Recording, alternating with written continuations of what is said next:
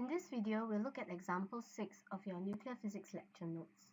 So let us take a look at this question. So in this question, you're given that a nitrogen nucleus bombards with an alpha particle with a certain kinetic energy, and then it transforms into, or it transmutes to an oxygen nucleus and a proton. So the first part of the question, you're asked to write down an equation for this nuclear reaction, showing mass numbers and atomic numbers. Second part, you're asked to find the minimum kinetic energy of the alpha particle for the reaction to occur. And lastly, it's a qualitative question in which you're asked to consider the linear momentum of the nuclei in this reaction and suggest why it is unlikely for this reaction to occur.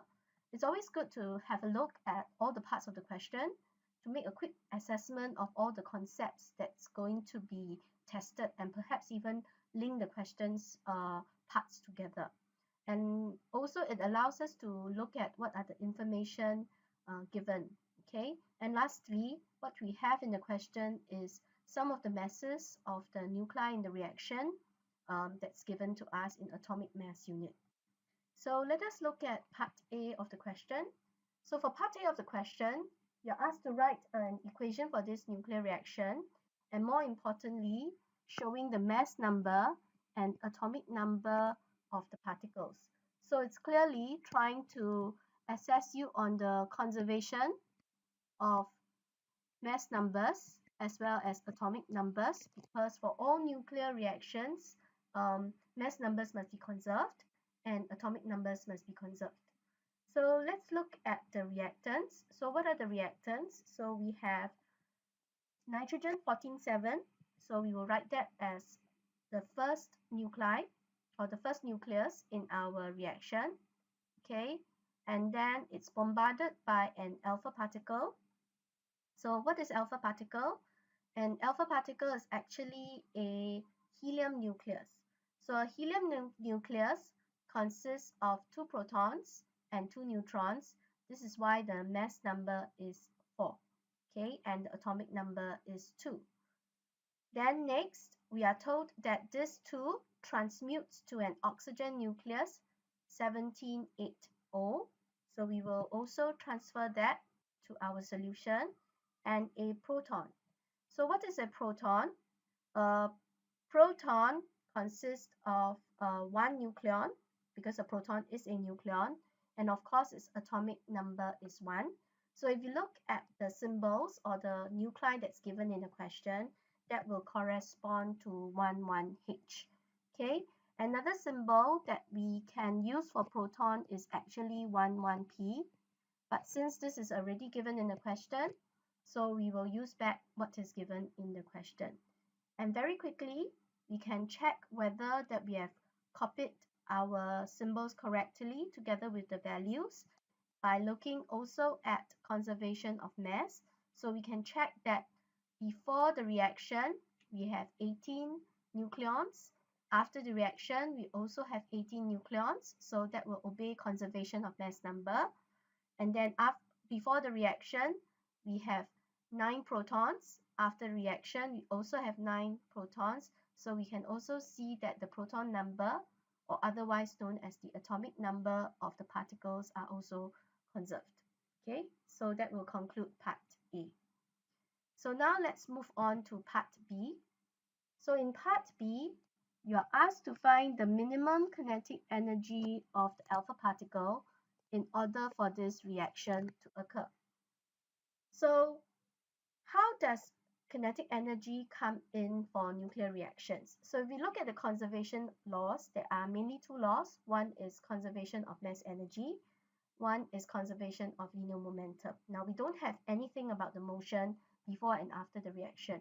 So it's quite obvious that this part of the question is trying to actually assess us on conservation of mass energy. Okay, so naturally, what we need to do is to first work out perhaps the mass of the reactants and mass of the products. So in the question, we already have the reactants and products. So what we can do is substitute the values inside, work out the mass of the reactants, and then substitute the values for the products, and work out the mass on the products. And you can see the mass of the products is actually more than the mass of the reactants. So this means for the reaction to occur, something must compensate for this additional mass. And one of the ways we can do that, this must be actually equivalent to the minimum initial kinetic energy of the alpha particle. Okay, so this is often true, especially in for nuclear reactions such as this, because we can see that your nitrogen atom or nitrogen nucleus is very massive, and while your helium is being the lighter particle, can move easily. So usually what we will do is we will actually give kinetic energy to the alpha particles and bombard your helium nucleus with the alpha particles for the reaction to occur. Okay, so the reactants must have some initial kinetic energy to compensate for this additional mass for conservation of mass energy to hold. With that, we can now calculate this minimum kinetic energy of the alpha particle. So what we want to do is use this additional mass and convert it into the energy of the alpha particle.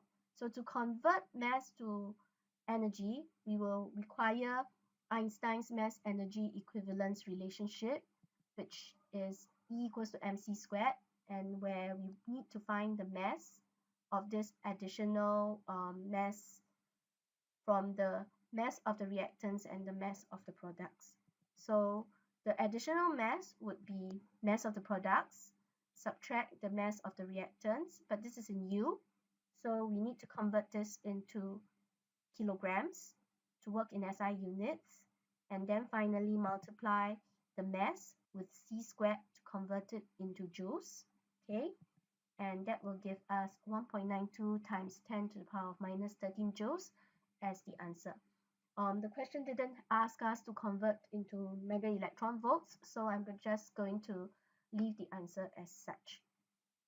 Lastly, in part C, you're asked to consider the linear momentum of the nuclei and suggest why it is unlikely for this reaction to occur. So previously, we've seen that nuclear reaction, the conservation of atomic number is tested, conservation of mass number is tested, conservation of mass energy is tested. So in this part, we are actually assessing on conservation of linear momentum, because all nuclear reactions must obey conservation of linear momentum. So how do we get the linear momentum of the reactants and products? So looking at the previous question, we already know that you are going to supply energy to the helium particles. So this would imply that the helium particles will have some linear momentum. However, if you look at the calculation earlier, whatever energy that we supply was actually to compensate for the additional mass, for the conservation of mass energy to hold.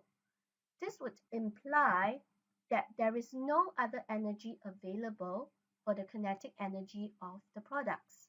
This would mean that after the reaction, the products would be at rest.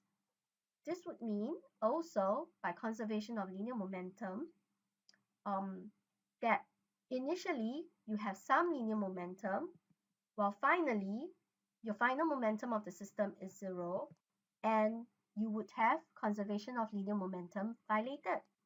So this is why the reaction is unable to occur. But this is a suggest question, so the key ideas are all here. So now what we need to do is put all these key ideas into continuous probes. So this is how it goes. So if the alpha particle only has this minimum initial kinetic energy, there will be no surplus energy after the reaction has occurred. This would imply that the products will have to be stationary and their total momentum would be 0. However, since the alpha particle has non-zero kinetic energy initially, it will therefore also have a non-zero momentum. Thus, principle of conservation of linear momentum would be violated and the reaction is unlikely to occur. Okay, so this concludes example 6 of our lecture notes.